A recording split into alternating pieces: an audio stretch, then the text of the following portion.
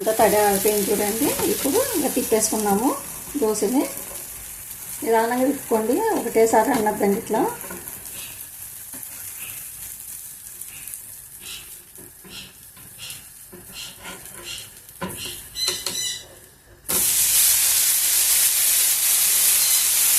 Hi అండి, welcome to my channel Anuradha రఘువీర్. అందరికీ గుడ్ మార్నింగ్ అండి. ఈరోజు సద్దపిండితో రవ్వ దోశ చేస్తున్నాను. చాలా బాగుంటుంది ఈ సద్దపిండితో రవ్వ దోశ. బాగా టేస్ట్ కూడా ఉంటుంది, కానీ కొంచెం చేదు ఉంటుంది. సద్దలు కొంచెం చేదు ఉంటాయి కదా, నమ్మలే కొద్ది బాగుంటుంది. కానీ కొంచెం చేదు వస్తాయి కదా సద్దలు.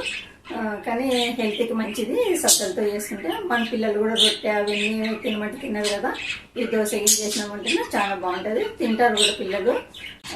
మీరు ఎవరైనా చేసినారా సద్దలతో రవ్వ దోశ? మీరు ఏమైనా చేసింటేనే నాకు కామెంట్ చేయండి.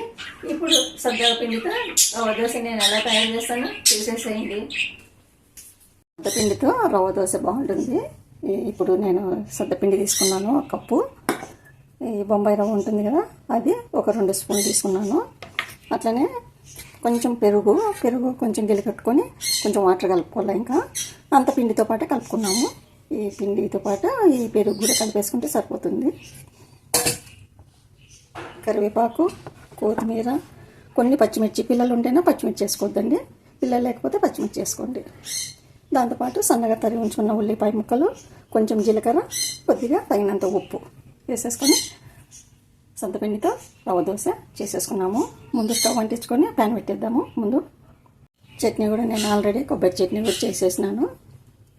చాలా బాగుంటుంది ఇది. ఒక 2 నిమిషాల్లో మనకి చట్నీ అయిపోతుంది. ఏం వేయించాల్సిన అవసరం లేదు, ఏం లేదు. అట్లనే వేసేసినామంటే కొబ్బరి పప్పులు అన్నీ వేసినామంటే చట్నీ అయిపోతుంది, ఈజీ. ఇది ఒకసారి చూపిస్తానులేండి ఇంకోసారి ఎప్పుడన్నా.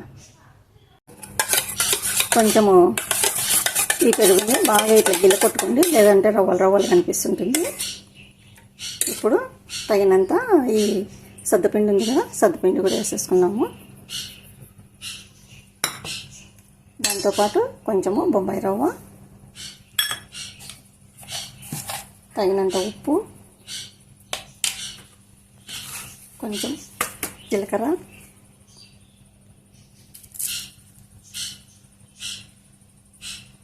కొన్ని వాటర్ నిదానంగా కొన్ని వేసుకొని కలుపుకోండి. ఎక్కువ వేయద్దండి ఒకటేసారి.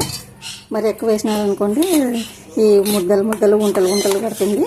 అందుకోసమే కొంచెం నిదానంగా కలుపుకోండి.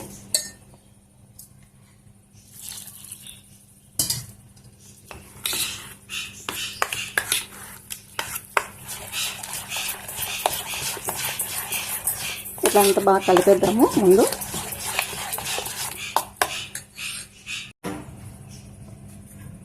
అంత బాగా కలిసిపోయింది. ఇట్లా అంటే చాలు. మనం చూసుకొని దోశ వేసేటప్పుడు, రవ్వ దోశ వేసేటప్పుడు మనం ఎంత పల్చా కావాలంటే అంత చూసుకొని వేసుకోవాలి. ఇప్పుడు ఉల్లిపాయ ముక్కలు, పచ్చిమిర్చి ముక్కలు, కరివేపాకు, కొంచెము కొత్తిమీర,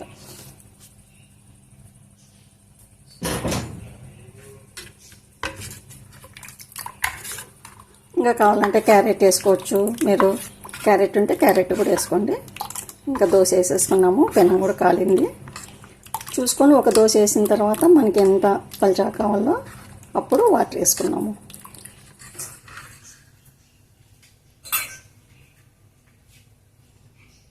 ఇట్లా గ్లాస్ ఏదైనా ఉంటుంది కదా, ఆ గ్లాస్ వేసుకున్నామంటే మనకి కరెక్ట్ పడుతుంది. ఈ గ్లాస్ వేసుకున్నాము. ఇంక స్పూను అవన్నీ పక్కన పెట్టేద్దాము.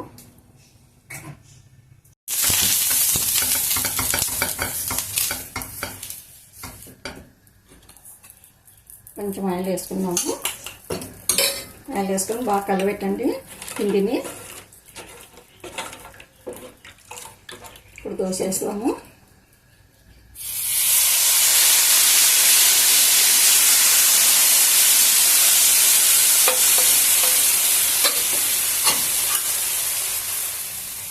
ఇట్లంతా కొంచెం ఆయిల్ వేసుకోండి. ఎక్కువేం ఆయిల్ పట్టద్దు దీళ్ళకు, ఈ దోశలకి. ఈ గ్యాస్ని కొంచెం హైలో పెట్టండి. ఇప్పుడు ఇంకా పూర్తి దోశ వేసిన తర్వాత హైలో పెడితే తొందరగా బాగా ఎర్ర కాలుతుంది.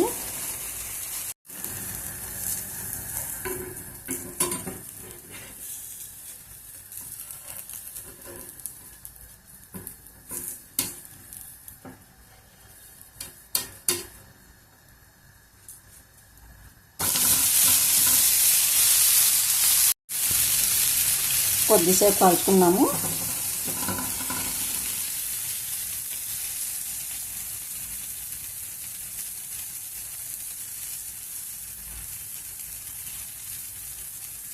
అయిపోయింది, తీసేద్దాం. ఇంకా చూసినారు కదా సద్దపిండితో రవ్వ దోశ.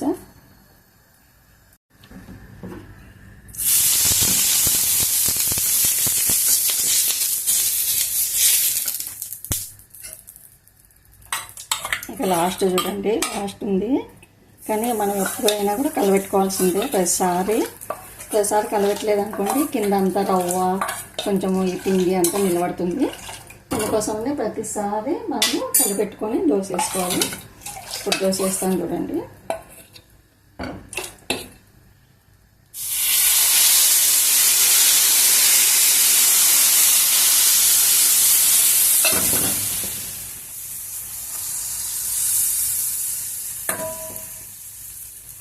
ఇప్పుడు ఆయిల్ కూడా వేసేసుకున్నాము.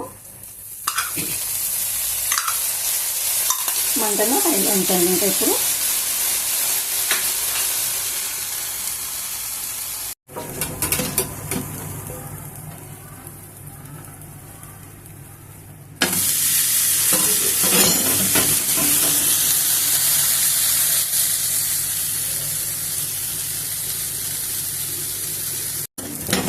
ఇంకా తీసేద్దాం, కాలిపోయింది. చూసినారు కదండి సద్దపిండితో రవ్వ దోశ నేను ఎలా తయారు చేశానో. మీకు గిన్నె నచ్చినట్లయితే లైక్ చేయండి, షేర్ చేయండి, సబ్స్క్రైబ్ చేసుకోండి. మరో మంచి రెసిపీతో మీ ముందుంటాను. ఓకేనండి, బాయ్.